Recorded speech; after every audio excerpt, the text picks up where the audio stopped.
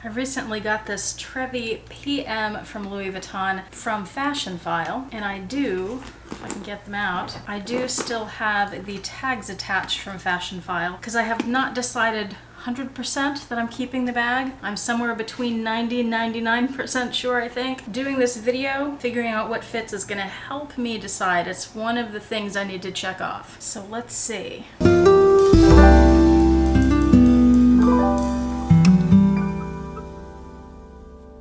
Hi YouTube, Autumn Beckman here. Welcome to my channel, or welcome back to my channel. My channel is all about luxury living on a budget, from high-end luxury handbags to the everyday luxuries of life. If that sounds interesting to you, please make sure that you subscribe, click the bell notification icon to be notified when I post new videos, and be sure to like the videos that you enjoy. So like I said, recently bought this handbag.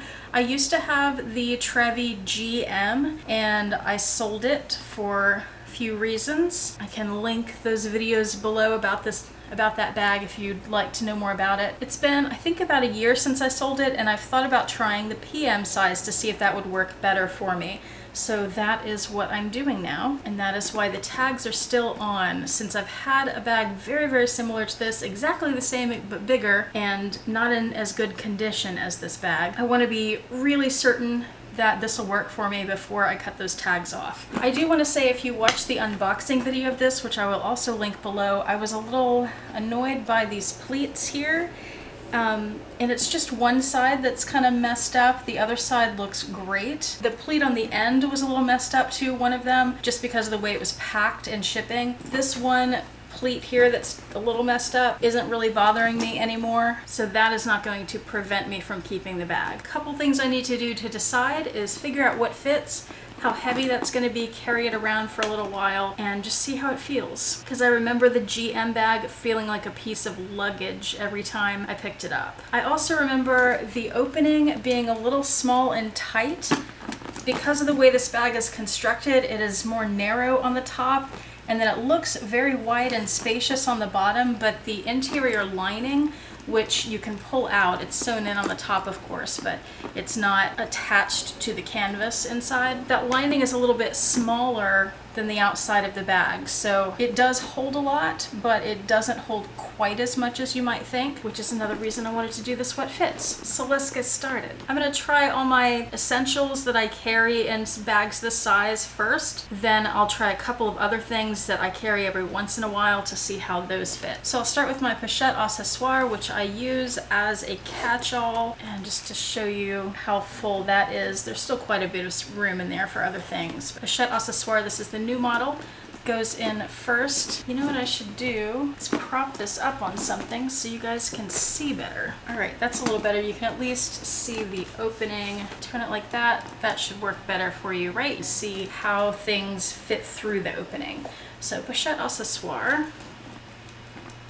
Oh, you know what? I have some things in the bag already. I should take them out first, shouldn't I? The dust bag, a charcoal pack. I'll link that below. And there's the inside of the bag. There are two slip pockets on this side. There's that one bigger one and then the one rectangular one. And there's nothing on the other side. And there is a D-ring back there on that leather strip. Okay, this is gonna fit better this time. Pochette accessoire. Now another thing about this bag, because of the way it's structured with that narrower top. Narrower is not a word. If I try to push this up against the back wall, which is where I usually wear that pouch in other bags, it doesn't stand up straight. I don't know how you'll be able to see this very well, but the bag is shaped like this. So when I put the pochette up against the bottom, it leans in the bag too. So I may have to have that in the center and then put smaller things on the outside edges. Have my toiletry 15. And my mini pochette, I usually keep keys in here.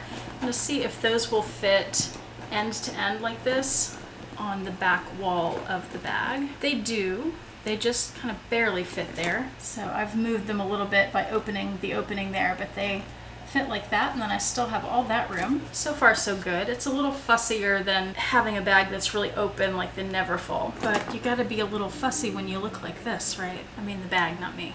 I am not fussy. Okay, on the front side of the pochette accessoire, I'm gonna put, didn't show you that first, this leather pencil case from Amazon. Love that pencil case. My Louis Vuitton sunglass case. This is the size. Things do kind of have to fit just so in here. In that slip pocket where it's easy to find, I'm going to put my phone. And that's an iPhone 10. I pulled it up a little so you can see it better, but it does just fit in that pocket with a little room to spare. It fits easily. And then I don't have a wallet in here yet, so I have a few options. I could do a card case and slip that in the same pocket as the phone, and that fits perfectly. So there is the phone in the card case. And then you see there's space there because I pushed my sunglasses case and my pencil pouch over. So I could put a wallet, show you the wallet, little Chanel card case that I use as a wallet. Put that in that space and it fits there perfectly. It'll fit either way, sideways or standing upright. All right, so the base of the bag is covered. There's still room for things on the top, but let me show you how that looks. So I have the Toiletry 15 and the mini pochette, the pochette accessoire, and the Chanel wallet, the pencil pouch, and the sunglasses case, the phone and the card holder. I'm not sure what I'd use that little pocket for because it was made for flip phones, I'm guessing, and we don't use those anymore. So I could just use it for, I'm looking for something on my desk I could use it for. Just little things that you put in your purse that you want to be able to find easily. I could put a scrunchie in there. I could put, let me see if a pen would fit. Yeah, a pen fits easily. Thought it might stick out of the bag, but it does not. Fits easily there, so you could put pens. Now I will say one thing about this bag is that even empty, this bag is quite heavy. So if you are someone who cannot carry heavy bags, this bag is not for you. I have back problems. I have chronic lower back problems. I shouldn't carry heavy bags, but I often do anyway. That's part of what contributes to my back problems. So with all these things in here, it is very, very heavy right now. Can I just say how much I love the fleur-de-lis bag charm on this bag? When I had the GM, before I had this bag charm, I tried it on at the store and it was so beautiful. And it took me a few years to buy one because I didn't want to pay retail, and I finally found it at a price I was willing to pay. Preloved, and worth it.